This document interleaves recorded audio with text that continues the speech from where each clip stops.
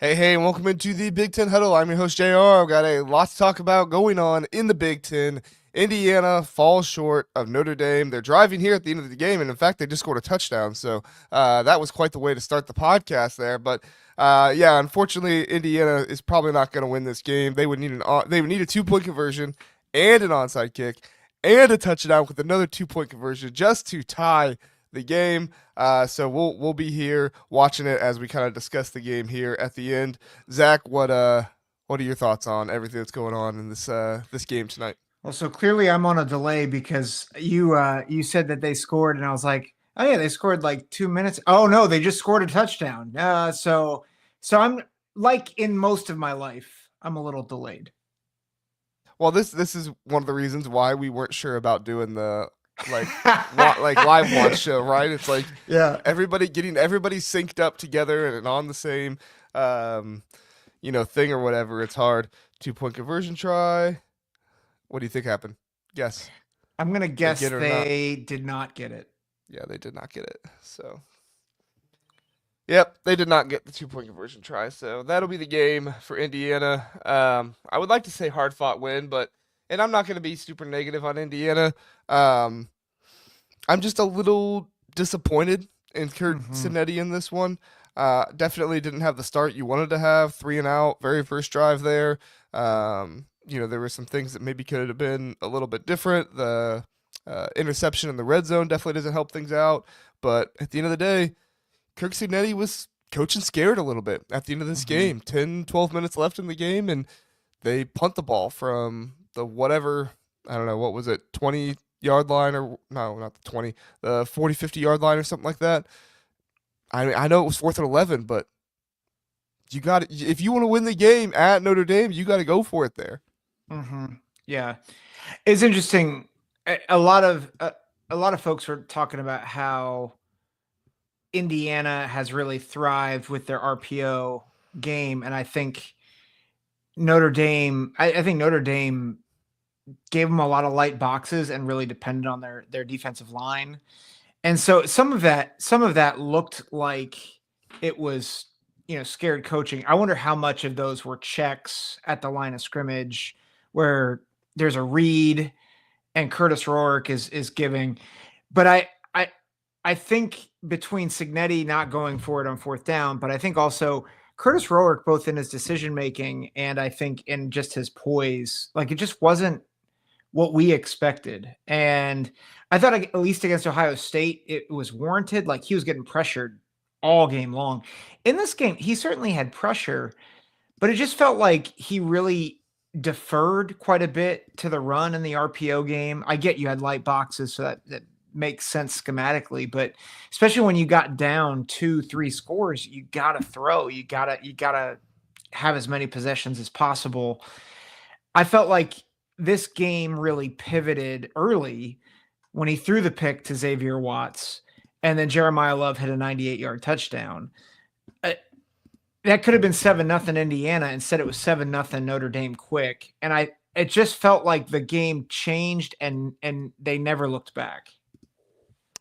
Yeah, no, for sure. I mean, once that interception in the red zone happened, you kind of felt like, oh, what are you gonna do here? You go 3 and out, and D'Angelo Pons comes up with a really good interception. Not just him on the play. What was it, Kamara and was it C.J. West there in the interior that Mhm. got a hand on that ball as well, tipped it up, and you thought, well, a little bit of life here. Riley Leonard making a bad decision. Trying to throw it in between two bigger guys like that, they tip it up, but when Curtis Rourke throws that interception there, which he was doing that quite a bit. He was really trying to, throw the ball in some tight areas at times in this game. And I mean, I like the confidence, but there were also some times when the screen pass was there. Well, not the screen pass, the check down was there, or maybe the out route was there, and maybe it was a little bit of a worse throw, not a worse throw. You know, less yards of a throw. I don't know what word you would use there, It was a but still, conservative. Yeah, he could have been more conservative there for sure. conservative. Yes, yeah, that's the word I'm looking for. But still, like. I don't know. He just loves throwing over the middle so much, and it really felt like in this game, Notre Dame really decided just to take away the middle of the field. Which, I mean, good scouting on them. That's what you want to do. Mhm. But Curtis Work, he's going to have to find the ability to throw the ball outside the numbers as well.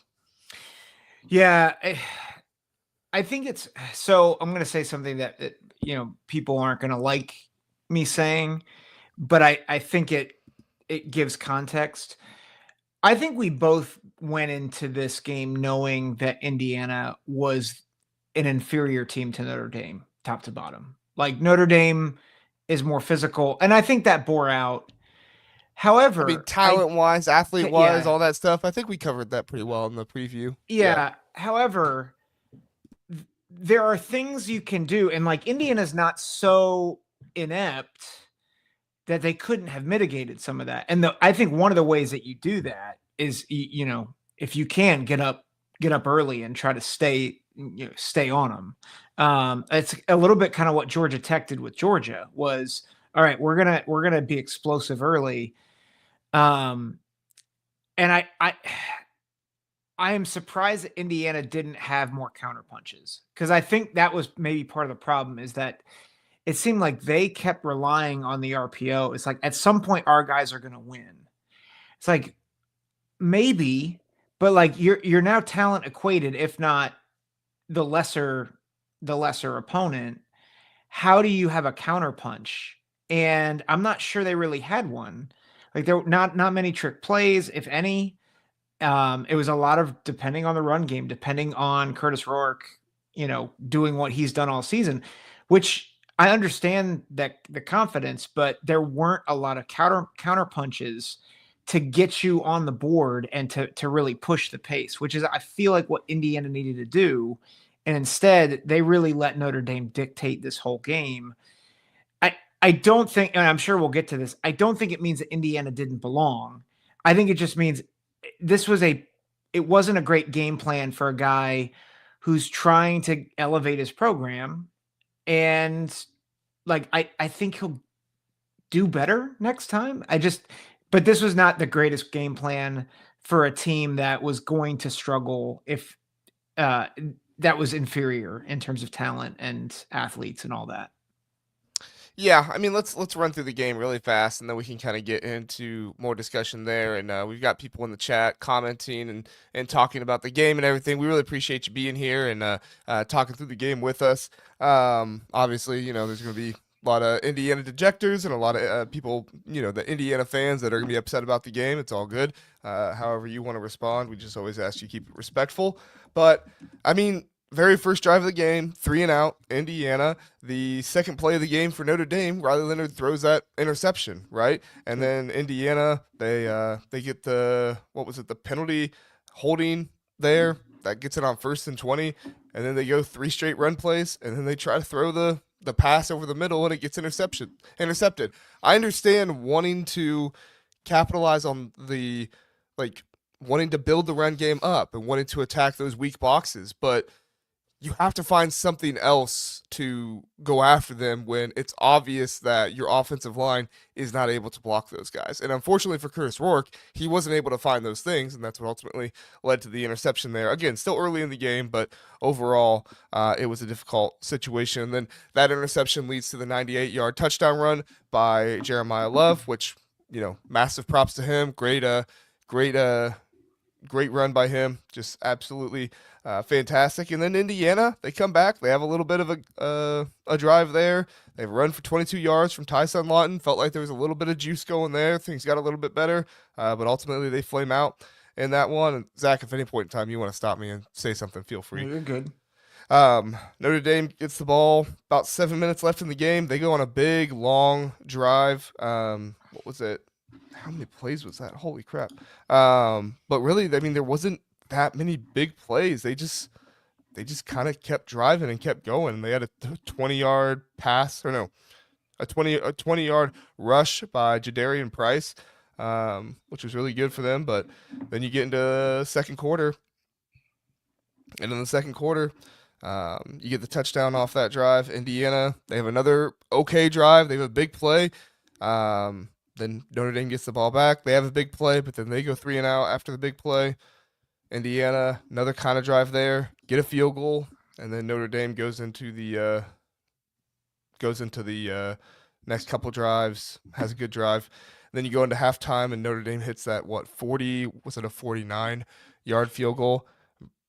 I didn't think Mm-hmm. the Notre Dame kicker was very good, so when they trotted him out there for the 49-yard field goal, I was like, oh, this is pretty brave from Marcus Freeman. But I mean, all credit in the world to that kid. He hit that 49-yard field goal. That was a good Yep. kick from him. Yeah, Jeter hitting that.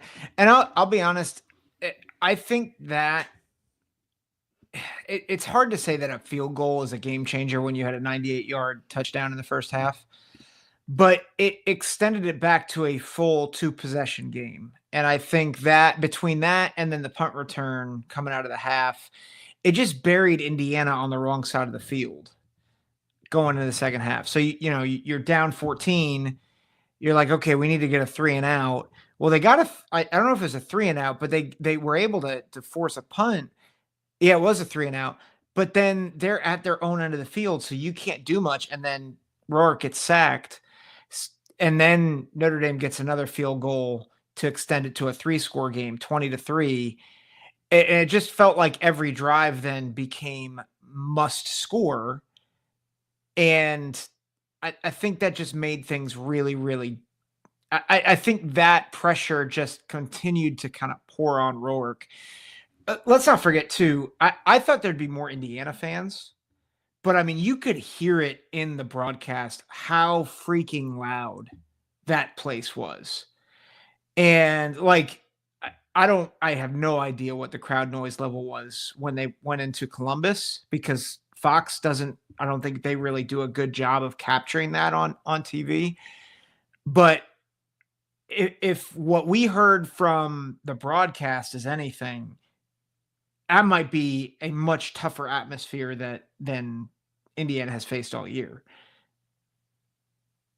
Yeah, and I mean, I'm gonna give Indiana credit. Like they weren't having the issue snapping the ball, and the defense was just blasting them off the line of scrimmage like they were against Ohio State. Now, I'm not saying they won the line of scrimmage in this game by any means, but they did have a few good runs, and they did well in pass protection at times. I mean, there were times when Curtis Rourke sat back there, and he had times to be able to throw the ball. Just unfortunately for them, Notre Dame also has good pass rushers, also has a good defensive line. I mean, we've seen this from Notre Dame all year long. Mm-hmm. Like, this is no secret to anybody. But eventually they were able to win out, and I did feel like Indiana's defense did okay for parts of this game. Right, they come out Yep. in the second Yeah. half, and Notre Dame has a first down, and then 3 plays after that, 4th and 6, they have to punt, and then Indiana goes on another bit of a long drive. They did get sacked for 8 yards, but then they come back. They 2nd and 18, 2nd and 3rd, and then 3rd and 11. Then they get sacked again. So there's only so much you can do there. Notre Dame gets another drive, goes there for a touchdown or a field goal. Like, they were keeping Notre Dame out of the end zone. They were Yep. forcing them into field goals for the most part. Um, but at the end of the day, like, Indiana was just never able to get a big play, and they were never able to get consistent yardage on first and second down to put Yep. them in a favorable situation on third down where it's 3rd and 4, 3rd and 3, and they could be a little bit more creative with their play calling. Now, I'm not taking anything away from Kirk Cignetti and saying that, like, oh, it was the player's fault. Please don't hear me say that, because I do think Kirk Cignetti called a conservative game. I do think Kirk Yep. Cignetti was pretty nervous in this one. And I remember going back to that Ohio State game. Kirk Cignetti was on the desk. Was he on the? No, he wasn't on the desk. It was a private interview because he would never say this on the desk. He was in a private interview, and he talked about, like, oh, it was the pregame interview with the Indiana media. I watched that one that week, and he talked about how he's normally a pretty conservative guy in these big games, and sometimes that comes back to bite him, and it kind of comes into a detriment. He said himself that, like, he feels like sometimes in these big games he doesn't play with the mentality of, we're gonna hit you in the mouth and win. We're going Mm-hmm. to not try to lose by as much. And that's what I felt like I saw from Cignetti in this game. It felt like he Yep. wasn't playing to win the game. He was playing to not get Nebraska, which is what they did to them, right? Like, that's what Yep. Matt Rule was doing in that game. He was trying to Yep. win, and then that you lose by 50.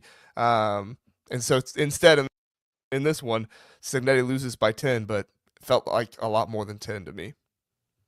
Yeah, I mean, it's certainly the score does not tell the story of the game, and I think what's and I wish people would understand this, and I understand it from Signetti, right? Like you're down 7-0 early when you thought you had a chance to get an early lead.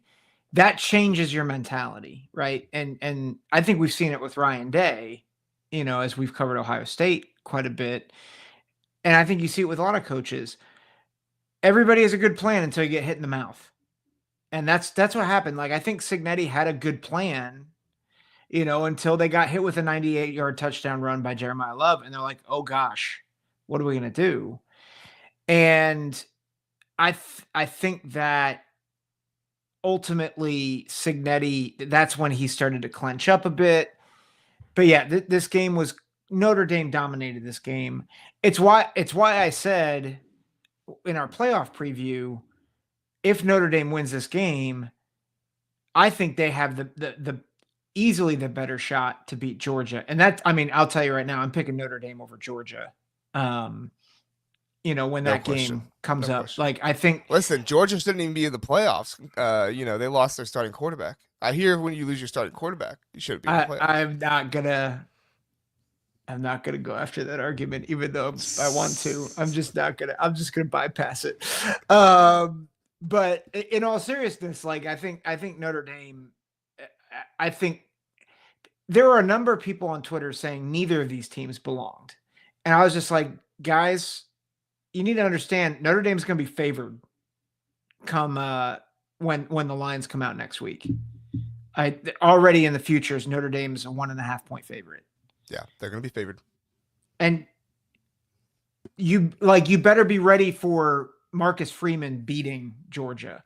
Because like for all the people saying Indiana didn't belong, you need to understand Notre Dame is right now, despite all the schedule stuff, all that stuff, they're playing at a top 5, top 3 team level.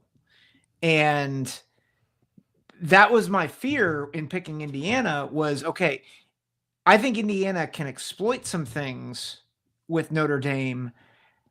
But if they can't, like if they can't find a way to get up early, Notre Dame's going to just pound on you and wear on you, and that's what they did. And I Mm-hmm. mean, again, it was 27-17. It was really 27-3. Yeah.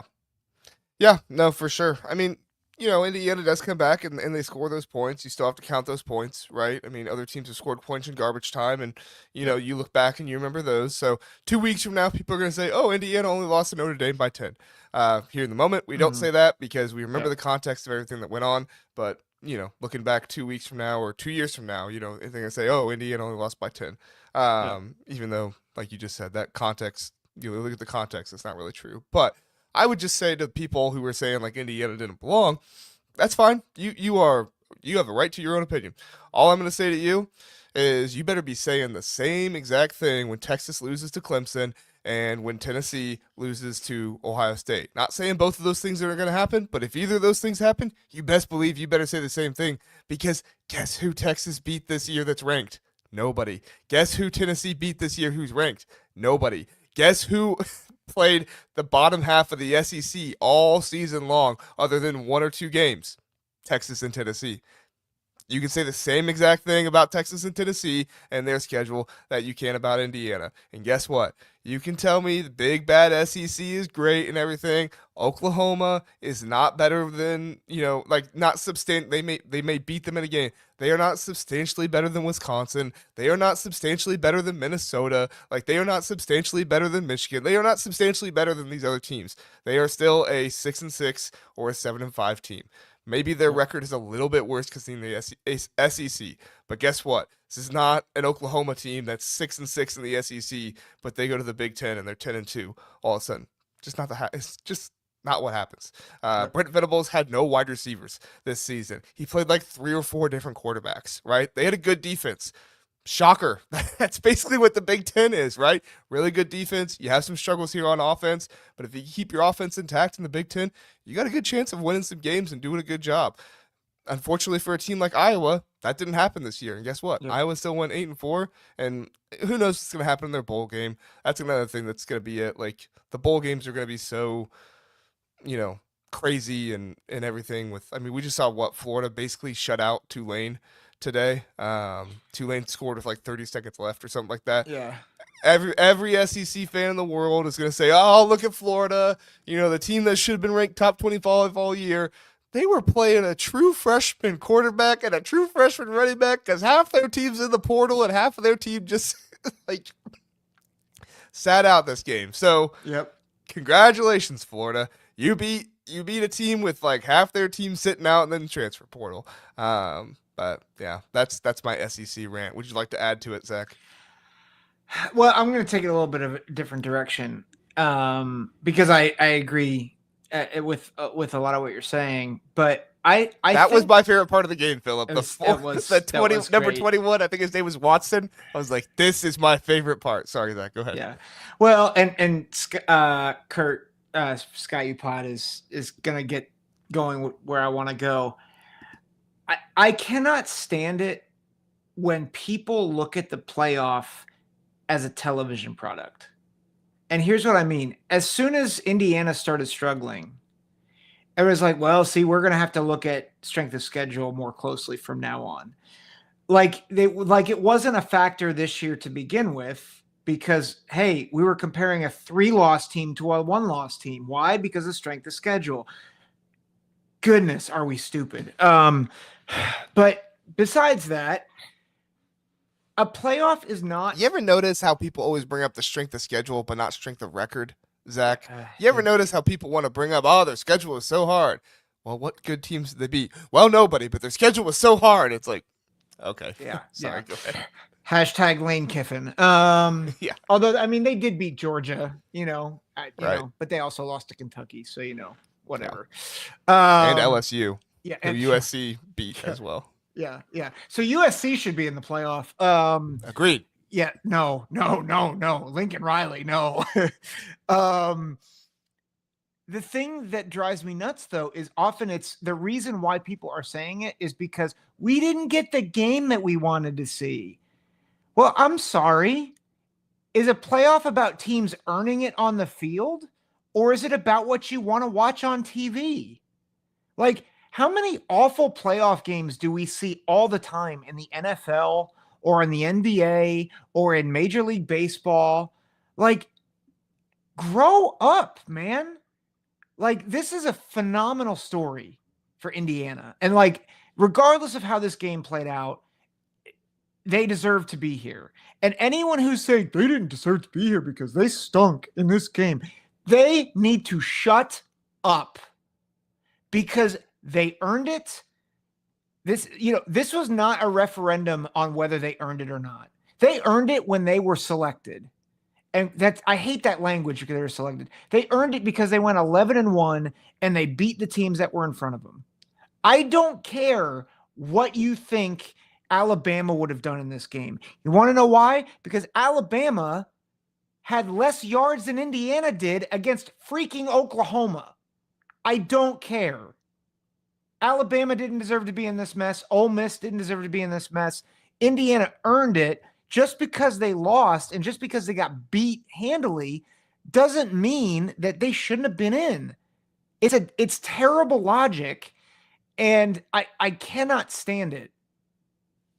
Well, I mean, really what it is it's a bunch of posers who want to act like they love college football when in reality they just love the South and they want to prop up the teams that are in the South. And in their minds, I mean, Zach, I've realized this from listening to more SEC shows this week because, I'm trying to figure out what people's thought process are for the playoffs, which, by the way, if you ever want your brain to rot, go listen to some SEC shows. Not all of them, but there are some that are just like, you people really think this, don't you? Like I literally had a guy on a show. He was telling me, not telling me. I was listening, but on the show he was like, "Yeah, Tennessee has 3 ranked wins this season," and talking about how impressive the NC State win was. And I was like, "Are you stupid?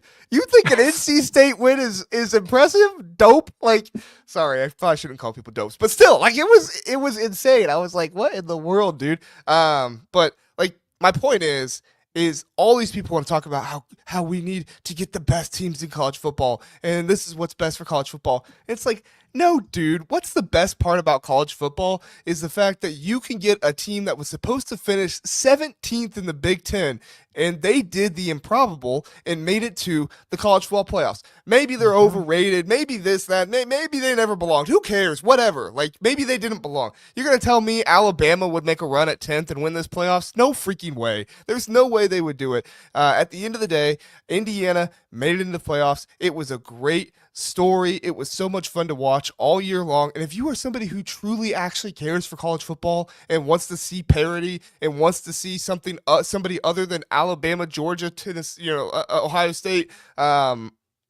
whatever big dog team is up there, Clemson. If you want to see somebody other than those four teams win the national championship, LSU, whatever, like I'm trying to think of all the recent national championship teams. If you want somebody else other than those teams to win the national championship, you need to cherish stories like this. Yeah. You need to be Yeah. glad for stories like this. And if you're not an SEC team, I totally get you don't want to root for your rivals and stuff like that. Listen, I'm right there with you. But you need to be appreciative of situations like this where a team came in, had a story, they executed well enough to get themselves in the playoffs. Yes, it didn't go the best for them, but we can still look at this team and say that was a really fun story all season long, and that was what we got to see. That's the storyline of college football. That's what college football is. It's not seeing Georgia, Alabama, LSU, Clemson, and Ohio State win the national championship every year. That's great if they do, sure, whatever.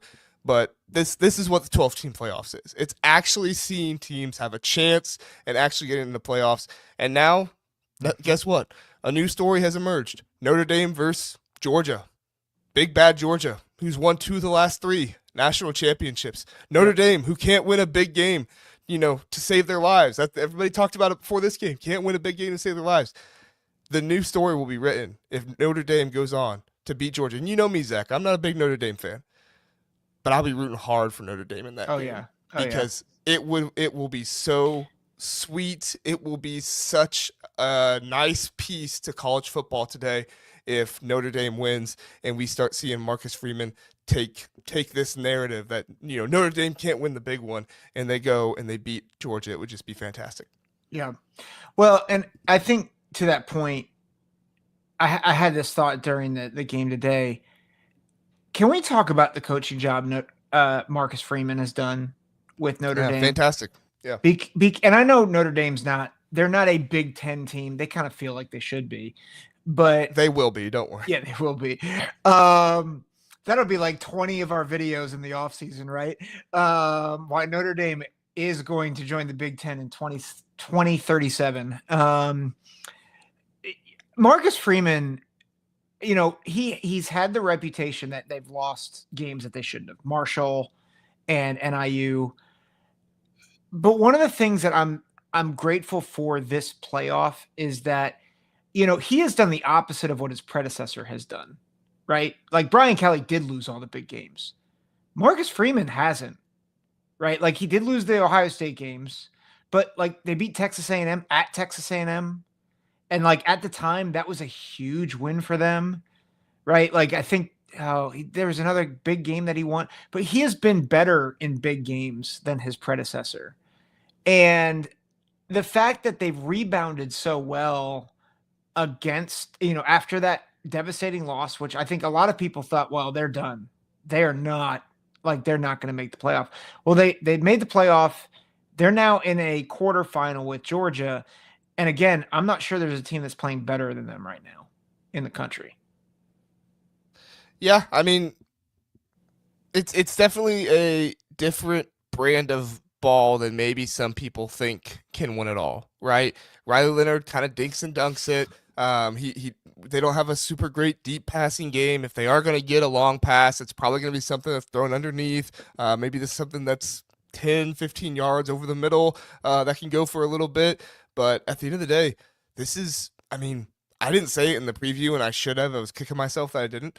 This is one of the best rushing attacks in all of college football. Jadarian Price, Jeremiah Love, and Riley Leonard all together. And I kept trying to tell people in the comments afterward, like, it's not like this isn't just Riley Leonard scrambling and making things happen with his feet. Like, he is a designated runner at times, and they also use him in the RPO game very effectively. I mean, this this coaching staff is the epitome of we found out what kind of guys we have on our team, and we have used the offense in such a way that helps, utilize these guys' best strengths. Now, is it good enough to win a national championship?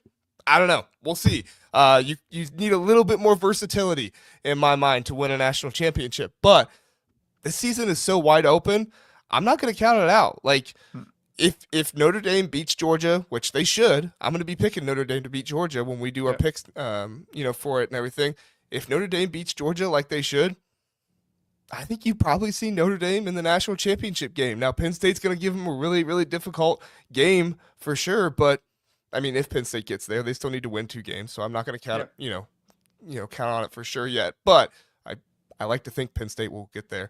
But like, this is still a really, really good Notre Dame team that has the defense, that has a very good rushing attack, and they're going to be scary for Georgia. Yeah. Well, and one thing you were mentioning the defense. One thing that Georgia does not have the offense to exploit the weakness of Notre Dame in their defensive secondary, right? Like their receivers, they have receivers who can fly. Arian Smith, but he has the most drops in college football. And then I think there are other receivers that, again, they have talent, they're athletes, but they're not the type of guys that are going to be able to exploit those defensive backs like, a Texas or an Ohio State or an Oregon. And so you really have another team that's going to try to play you in a phone booth. And like right now, I'm not sure. Again, I think the line play for Notre Dame is better than people give it credit for. And that rushing attack for Notre Dame is for real.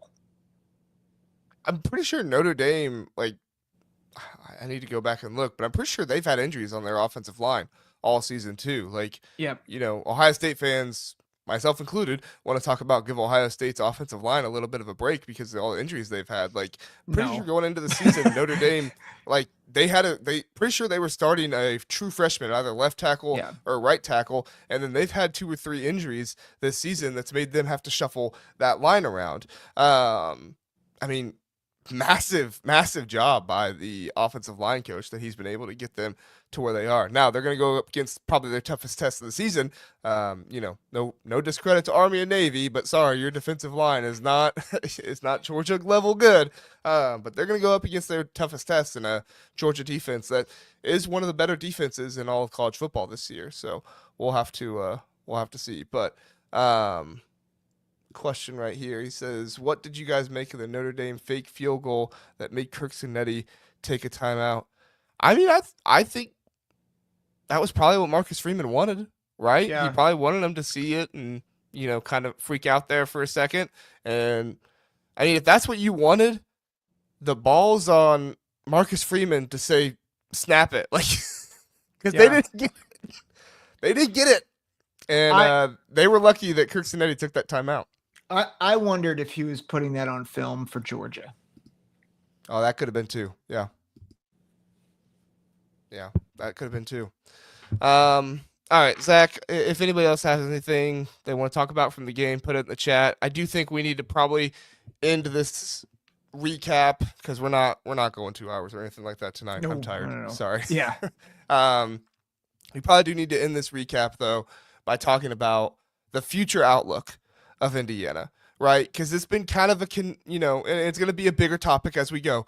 What does the future look like for Indiana with Kirk Cinetti? Is Kirk Cinetti just another Mel Tucker? Is Kirk Cinetti, something bigger than that where we could see him being in the playoffs again, maybe 1 or 2 years from now? Or is Kirk Cinetti just kind of like a Kirk Ferentz? The team's probably going to be pretty good, 7-5, 8-4 most years in the Big Ten. Maybe they overachieved this year a little bit more than they probably should have, but with a tougher schedule next year, I mean, I think no doubt Indiana's probably a 6-6 or better team every single year.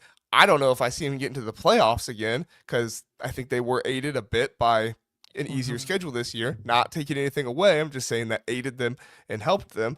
But I could see Kirk Cinetti being a coach that gets this team to 7-5, 8-4 wins, kind of like a Kirk Ferentz. What say you?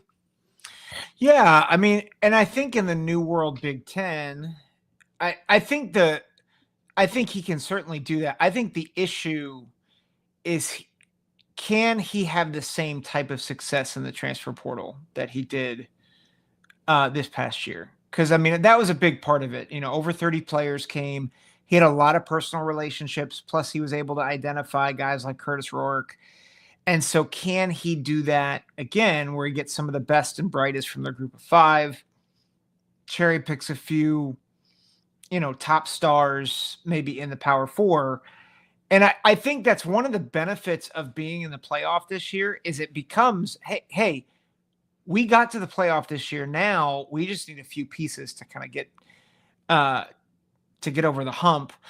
The problem though is going to be the attrition. A lot of people they're losing a lot of people. The schedule's a lot tougher next year. They go to Iowa, they go to Oregon, they go to Penn State, and they host games against Wisconsin, and UCLA and Michigan State, all of whom I think are, UCLA, Michigan State, and Wisconsin, I think are all going to be better next year. And they got to host Illinois, which Illinois is no joke right now. So You're talking about a very different schedule next year. No Michigan or Ohio State, but you do get, you got to go to Autzen, which that's not fun. So very different road trip there. Sorry, I am also tired, clearly. Oh, you're on mute, JR. I thought I unmuted myself. Sorry. I was just going to say, when I looked at that schedule for the very first time, I felt like I saw 3 for sure, like, losses. Not like 3 games I think are for sure, but because of the schedule difficulty, I feel like the floor of that schedule is 3 losses, and the ceiling of it is probably, what? Or not the floor. The ceiling of that schedule is 3 losses. The floor of that schedule is probably 7-5, right? Yeah. And so this is still going to be a team that's a bowl team. I do believe that, especially with the talent they're bringing in, right? Yeah. Right now they have a prediction for them to land Roman Hemby from Maryland. Now, Roman Hemby didn't have the best year this year, but it's also kind of what you get when, Mike Locksley is your head coach, and he loves to throw the ball as much as he does. And guess what? You'll never believe it. Who are the 2 players that Maryland has brought in through the transfer portal? What positions do they both play, Zach? Come on. You know this. Running back? No, wide receiver. They wide both receiver. play wide receiver. Oh, wide receiver. Oh. Sorry, a guy from Tennessee and a guy from Oklahoma who played wide receiver. Are they going to play tackle? I guess, like, going to convert him to defensive tackle and offensive tackle. But no, he's going to the FCS for his offensive tackles again. That's what he's doing. Anyway, but like he's bringing in Roman Hemby, Lee Beebe Jr. I think he's probably bringing him in as well. He's from UAB. Not, probably not the guy that Roman Hemby is, but still a pretty good back. We'll see what happens there. And then he still needs to find his quarterback, whether that's going to be somebody from the transfer portal, whether it's going to be Taven Jackson. I think Taven Jackson, you could probably go with Taven Jackson. I mean, he's athletic enough. He doesn't have the arm and the decision-making that Curtis Rourke has, but, I mean, you saw this season when he came in that Washington game. I mean, it wasn't the best in the world, but this is still a highly rated recruit, right? Mm-hmm. Now, you could always bring in Fernando Mendoza. That's another option to possibly come in, but the way I look at it, I don't think Kirk Cinetti's going to go into a season unprepared at quarterback. I think he's every single year he's going to come in ready to go at quarterback, and I think that is the difference from somebody like Mel Tucker, where Bo Prabula, Joe R. Bo Prabula, bring him in too. He did come visit, so we'll see. I think that's a possibility. But I think that's what makes Kirk Cinetti stand out from a Mel Tucker. Mel Tucker was so much so like, just give me bodies, just get me guys in the room.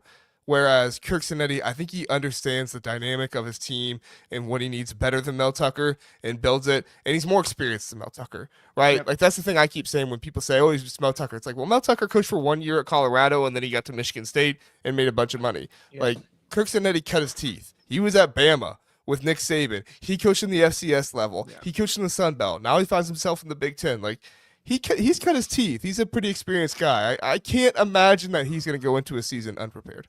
Yeah. One thing to note, and Brian in the chat is talking about NIL and how that's going to limit Indiana. I I agree that it'll limit them. If I could maybe push a little bit back, I do think that a season like this is what builds momentum towards better resources for NIL. And that I think that's part of Signetti's plan, as he's been talking with Indiana officials. The other thing I just encourage you, if you look ahead to 2026, and I think this is part of the keys, can Indiana be a playoff team every year? No, I don't think so. Can they be a playoff team every 3 to 5 years? Yeah. I mean, if you look at their schedule in 2026, it's not easy by any means. It's Colorado State at UConn. They should win both those. Minnesota at home, I think, Minnesota, Northwestern, those are games that they can win. Ohio State at Bloomington, I doubt they win that one, but then you look down the road, Purdue, USC's in a lot of trouble right now. At Michigan, I know that, they look to be up and up, but they beat them this year. Nebraska, Rutgers, Washington, like those are all teams that ebb and flow. And I think it says if Signetti can be consistent and just gradually raise the talent level, I don't think it's out of the realm of possibility to say, hey, they might make the playoffs every 3 to 5 years, depending. And part of that is the way that schedules are currently. Now, if they go to a division schedule again, which I have to imagine they will after a couple years, then I think that changes.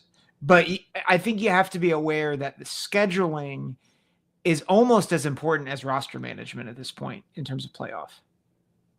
Yeah. I mean, if Indiana keeps doing the, FCS and 2 group of 5 teams in the out of conference, I do think at some point that's going to probably bite them in the butt, right? Like, I think you need to add a Big 12 team or an ACC team to the out of conference schedule. Next year, I think it's the same thing. I don't think they have any Power 4 teams, if I'm not mistaken. You have the schedule pulled up. Who's their out of conference? They're out of conference. I think Kennesaw State was one of them. Who is FBS now? Yeah, Old Dominion and Indiana State. Did you hear the guy that what did he not vote? He didn't vote for the San Jose State guy to win the Bolitnikoff because he had 2 games of 100 yards against FCS teams. And one of the teams he was talking about was Kennesaw State. And everybody was like, buddy, they're in the FBS now. And he's like, well, they were in the FCS last year, so they're basically still FCS. And they're like, no, buddy, they're FBS. Like, it doesn't, you don't get to do that. And he was like, wow. Anyway. But yeah, I've lost my train of thought now. So good job there. No, their schedule. I do think they need to add in some, at least one bigger out of conference game, whether that's a West Virginia like Penn State did this year, or whether it's like what Maryland did by playing Virginia or somebody. Like, you have to put somebody else in that schedule to at least give, the impression of, oh, we tried in the out of conference, right? Like, I think it was fine for Indiana this year, but going forward, if you keep playing 2 group of 5 teams and an FCS team, which I get it, like that's what Indiana was before. They were just trying to get bowl eligible, right? Yep. Yeah. But you're under a new regime now. You got new confidence now. Do I think you're a playoff team every single year? No, unfortunately not. Do I think that you can make the playoffs maybe once every 5 years if the schedule shakes out right and you have a good veteran team? It's possible, but you got to have at least a respectable enough schedule in order to make that happen. But maybe it's 16 teams and you don't have to. Who knows? Yeah. So. Yeah, I'm not sure. Before we go, can we just pick on Sean McDonough a little bit, because apparently during the go ahead. Jason asked, didn't Prabula commit to Nebraska today? No, I believe he visited Ole Miss today. I haven't heard anything on Nebraska. If you've heard anything different, Jason, please let me know. But I believe I heard he visited Ole Miss today. Sorry, go ahead, Zach. Apparently, Sean McDonough on the broadcast was saying, I don't know why we think the Big Ten is so much better than the ACC or the Big 12. And Stuart Mandel put it on Twitter, and I think he was particularly talking about Indiana's playoff being included in the playoffs, which again, I just want to. It's like there are so many other talking points you could talk about on a broadcast, Sean. And then there's a bunch of people saying, yeah, the Big 12 was better top to bottom. I just want to say, remember how Nebraska just pantsed Colorado on national television? Big 12 contender Colorado, and Nebraska was 6-6. Like, remember how Penn State just pants West Virginia? Like, not. I just stop it. Like, people are stupid, and people are getting paid hundreds of thousands of dollars to say stupid stuff on television. I can say stupid stuff on YouTube. Like, what if why not pay me $100,000 a minute? You never say anything stupid ever on YouTube, Zach. You are always insightful and very smart. Well, thank you. Well, then why is Sean McDonough with Well, I shouldn't. Well, I mean, my words here. No, it is no secret, right? This is what ESPN is. ESPN only cares about the SEC. They want their television product to look good, so that way they can make more money, so that way their SEC network has more things to talk about. I mean, literally, that's what it was last year. That was why Florida State didn't get in, because guess what? The SEC network would have nothing to talk about if an SEC team wasn't in the college football playoffs last year. And the only team that had that chance was Alabama, but Alabama got beat by Texas last year. So their only solution was, we got to a team out of here because we can't put Alabama in over Texas. They have the same record, and Texas beat Alabama. And we can't figure out, a way to not have Alabama in there because we have to have somebody for them to talk about on our SEC network. Oh, what happened to Florida State? Here's Jordan Travis getting hurt. Let's use that as an excuse. And now you hear nothing to converse about it. Like, I know you hate the joke about like the whole Carson Beck thing because it is ridiculous, but yeah. It's a joke that has to be said though, because of how ridiculous the whole thought process was. Yeah, that was just a mask for ESPN, and everybody knew it. Everybody calls them out, and to me, that's what really should be the talking point of all of these shows that are not SEC related. Is let's all point and laugh at ESPN because their entire narrative, like they have no respect for college football and how to make college football great and what to do with college football. Their only thing they care about, which I'd be insulted if I was the ACC, but their only thing they care about is the SEC. How do we get as many SEC teams in as possible? How can we get the SEC to be propped up as much as possible so that way people watch our night games, we get a ton of money from it, and people put more of us in the playoffs. That's really what it is, you know? And it's working. This year it's working because more and more people watch the ABC the ABC big game and the ESPN game of like the midday stuff and everything like that. More people watch those games because they truly believe that better football is being played in the SEC this season. Was it better football being played? Who knows? Sure, maybe it was more exciting. Who knows? But is there any like possible way to say yes, for sure, better football is played in the SEC every single week? No, there's not.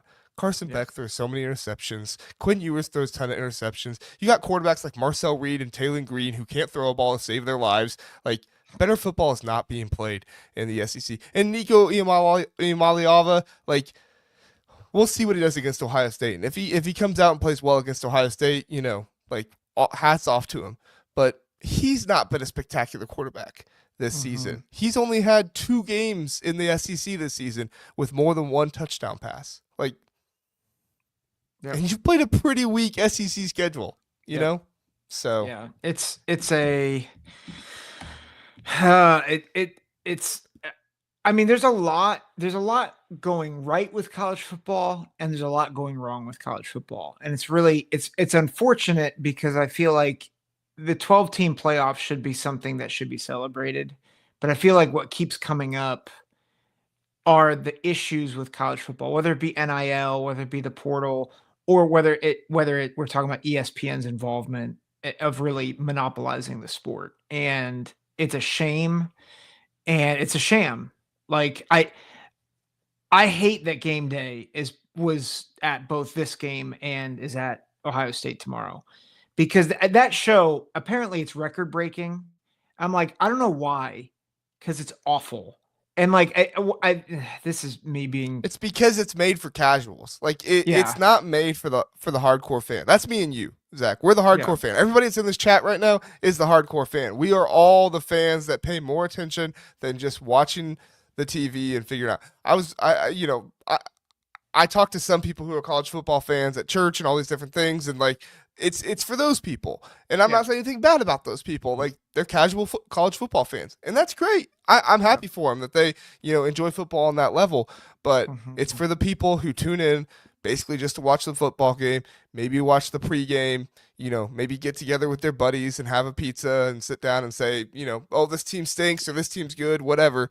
But that's all it's for. It's for that and the nice little stories that keep people engaged and locked in because, Pat McAfee said something funny or they put a story up on the screen that brought a tear to Jumped my in eye. a lake. Yeah, Yeah, yeah, exactly. yeah, Exactly.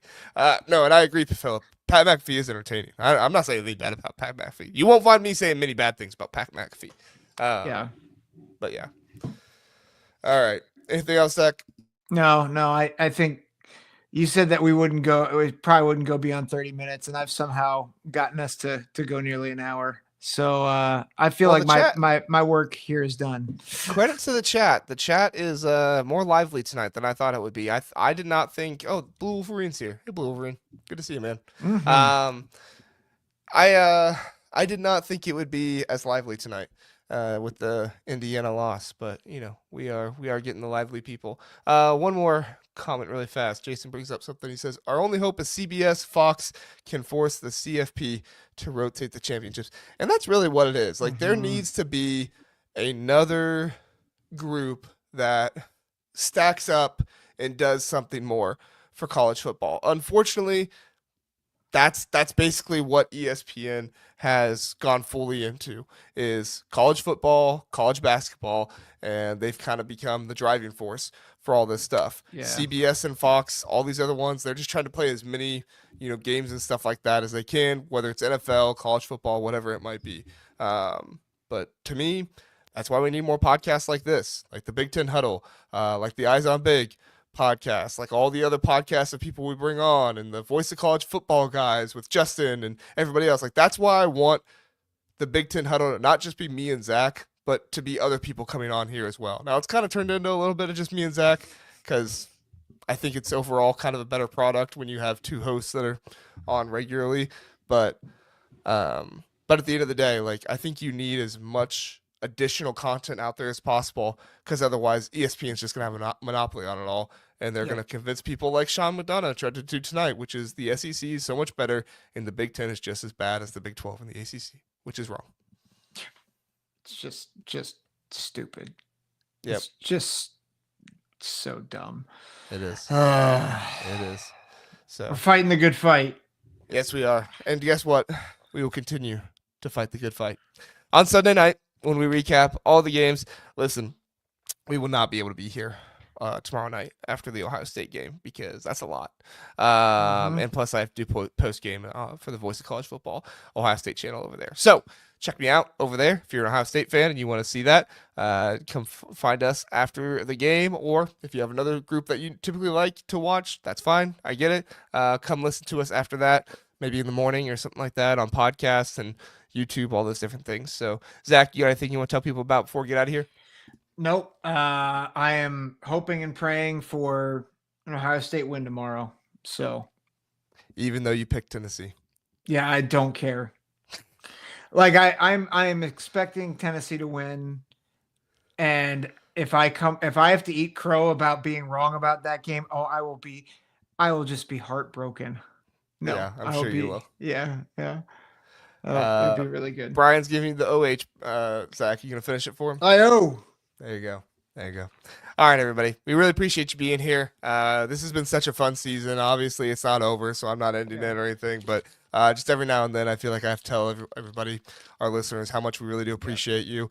Yeah. I started this about a year ago and had no idea what would happen to it, and now I'm sitting here and we got nearly 500 people watching us right now on Twitter and YouTube combined and everything. So it's just really cool. Really appreciate all of you. And Zach and I love doing this. So we will see you Sunday night for a recap of it all. And then we probably won't see you until next Sunday after that because Christmas and everything. So if we don't see you on Sunday night, Merry Christmas. Have a good one. And we'll see you later.